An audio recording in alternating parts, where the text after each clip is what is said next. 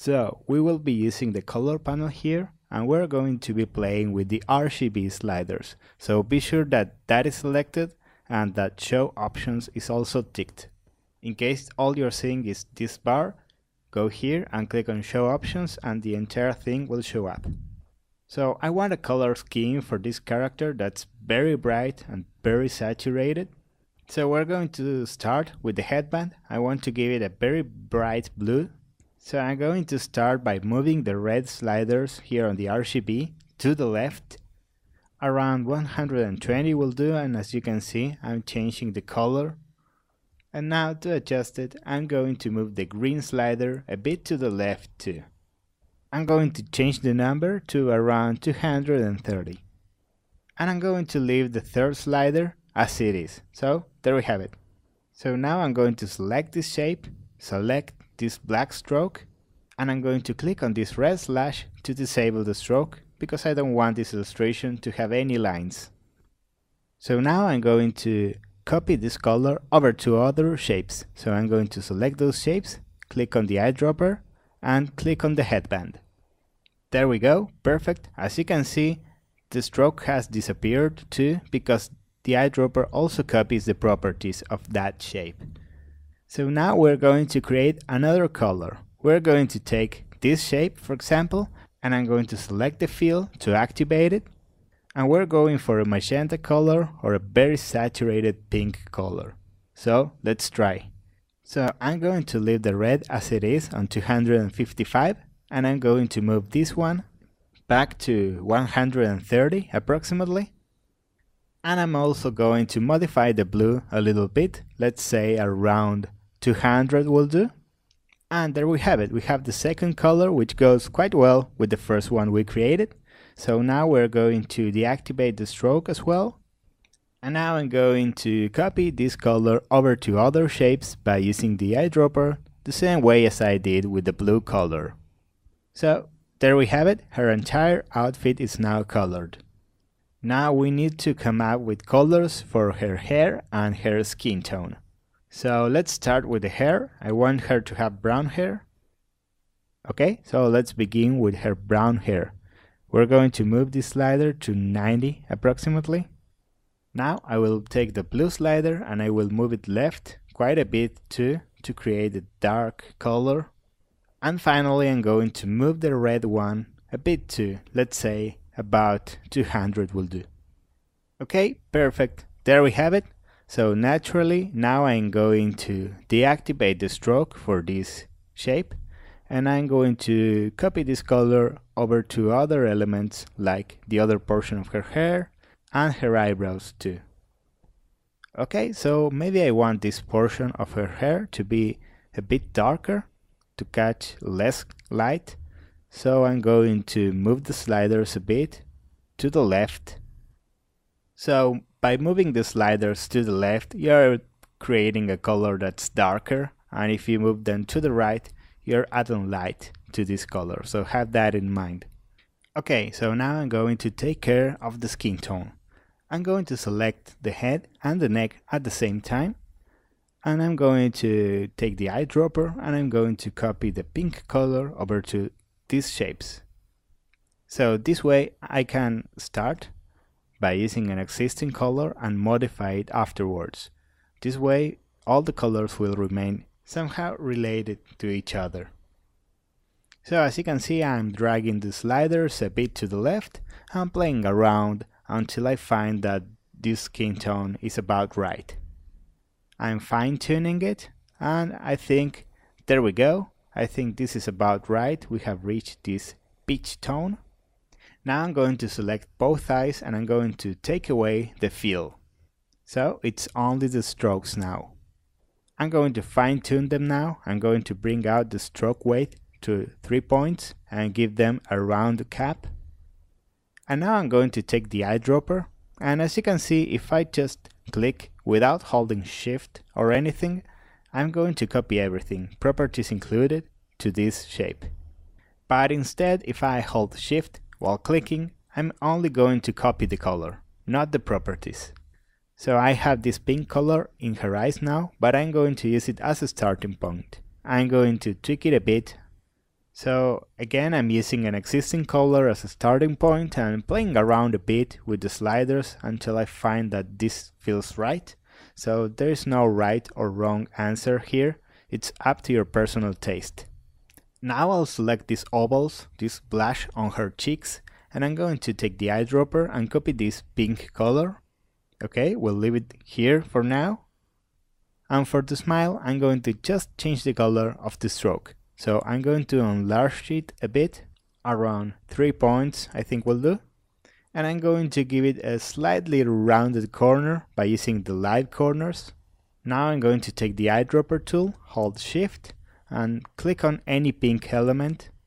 And there we go. Okay, so maybe I want these shapes to be more related to her skin tone. So I'm going to take those shapes and I'm going to play around with the sliders a bit and make it more relatable to the skin tone. And at this point I think I'm going to bring the stroke for the mouth about 1 point down. I think 2 points will do. Okay, there we go. So now I'm going to take the neck and I'm going to make this skin tone a bit darker so you can understand that it's a different shape and it's catching less light. This is a good way to practice how to use the RGB sliders, which may look tricky at first. So I can just play around with these sliders and I'm going to fine-tune the colors until I find that they are looking as I imagined them. So there we go. Okay, perfect. So all that's left now to color are the arms and the legs, which are only black lines at the moment. So I'm going to select those 4 black lines and I'm going to take the eyedropper tool and while holding shift I'm going to click on the face. So there we go. Now I'm going to take both of her arms and I'm going to fine-tune the position so they look a bit more relaxed. And I'm going to group the arms together and I'm going to do the same thing with the legs. So as you can imagine, I am preparing everything to align again, so I'm selecting everything that's on pairs and grouping them, like the eyebrows. So now that everything is grouped, I'm going to select everything by clicking and dragging and align. So it's all perfectly aligned now. I'm going to again manually adjust the hair. And now that we have aligned everything, it's important to ungroup at least the arms and the legs. We want them to be separated elements before we finish. I don't mind about the head, it's okay if that remains grouped because that's going to be just one element. Okay, I'm going to close this panel and I'm going to bring the layers panel here. Okay, and next we're going to redistribute everything into layers. So I want every part of her body to be on a different layer, or at least each part that I want to move individually on After Effects. So if it's on a different layer, I'll be able to move it individually afterwards. So I'm going to guide you through the process right now. So for example, I'm selecting every shape here that's related to the head and I'm going to group it just in case, and I'm going to create a new layer here on the bottom of the layers panel. And I'm going to double click here and rename this layer as head. Now I'm going to select this group that I previously created, and as you can see there's a little blue square here. This indicates which shape is active on this current layer, so I'm going to take this blue square and I'm going to click and drag it to the other layer that we created called head. And just like that we have moved this element to this other layer. So I will continue doing this to distribute everything. So for example, I'm going to create a new layer called hair. And I'm going to indicate that this is actually the top portion of her hair. So I'm going to select this shape and I'm going to drag it into this new layer. As you can see, I'm quickly reorganizing everything by doing this. And as you can see, the different position of the layers also affects the arrangement of the objects. So I'm simply going to take this hair layer and click and drag it to the bottom of the head layer. So let's continue. I'm going to place a new layer here and I'm going to call it torso. And I'm going to select every shape here. This one, this one, this one, and this one. I'm going to object group and group everything together. Now I'll select this shape and move it to the torso layer. And I'm also going to reorganize the torso layer. There we go.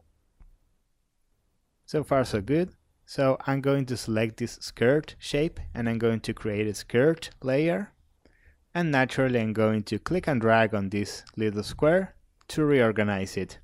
Now that I'm here, I'm going to fine-tune the position of this shape a bit. I think around here will do. Okay. So as you can see, we still have some shapes to reorganize on layer 1. By the way, if you want to see only the contents of one layer, you can hold Alt and click on this eye here, and it will hide everything else. It's a cool trick to have in mind. So I'm going to create a new layer and call it hair, bottom. I'm going to select this shape and move it around here. Now I'm going to create a new layer called L arm, which stands for left arm, and I'm going to select this line. I'm going to move it around here. And I'm going to do the same thing for the right arm. Okay, so there we have it. And now I'm going to create a new layer, call it L leg. I'm going to select the left leg and move it there. So now there's only one shape on this layer and I'm going to rename it R leg. Okay, so we're finished redistributing everything into layers. So now it's time to do some final retouches. So we're almost finished with Adobe Illustrator here, so it's our last opportunity to correct everything that we don't like about this character. For example, here I'm making her legs a bit longer, so I'm doing it right now before I move on. Okay, so far so good. So you may notice that she doesn't actually have any shoes on, and there's no background on the image either. So we are going to take care of those elements, but for now that will have to wait. I'm going to do that afterwards on After Effects and I'm going to show you how it's done. So you'll understand why I'm doing this a couple videos later. Okay, so I'm doing some final adjustments. I'm going to make her hair a bit bigger. There we go.